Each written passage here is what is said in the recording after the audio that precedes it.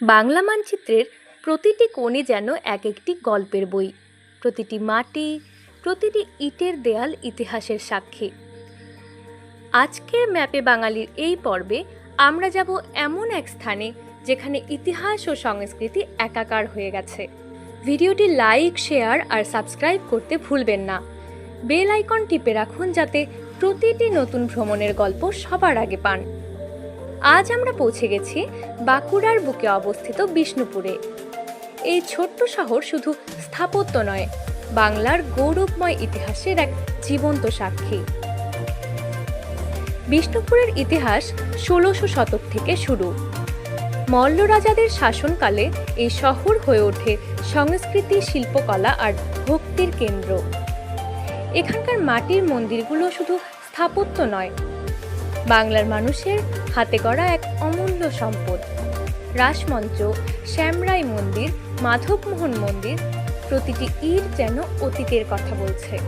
বলা হয় মল্ল রাজারা মাটির মন্দির তৈরি করেছিলেন কারণ এই অঞ্চলে পাথরের অভাব ছিল, কিন্তু এই সীমাবদ্ধতার মধ্যেই তারা তৈরি করলেন এমন স্থাপত্য যা আজও বিশ্বকে মুগ্ধ করে। শুধু মন্দির নয়, বিষ্ণুপুরের বালুচরী শাড়ি, ভেড়াকোটার শিল্পকলা বাংলা সংস্কৃতির এক অমূল্য অধ্যায়।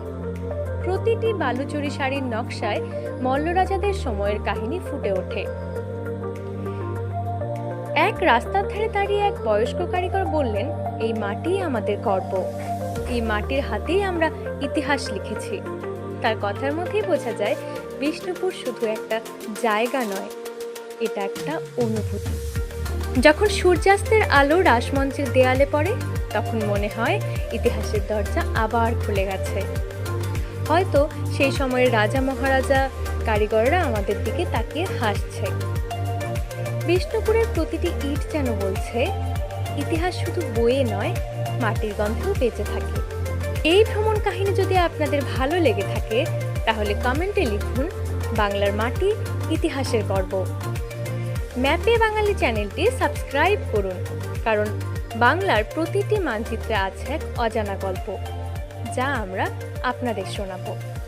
আপনারা ছিলেন ম্যাপে বাঙালি চ্যানেলটির সঙ্গে। আবার দেখা হবে বাংলার ইতিহাস আর সংস্কৃতির এক নতুন অধ্যায় নিয়ে। ততদিন মাটি আর মানচিত্রকে ভালোবাসুন।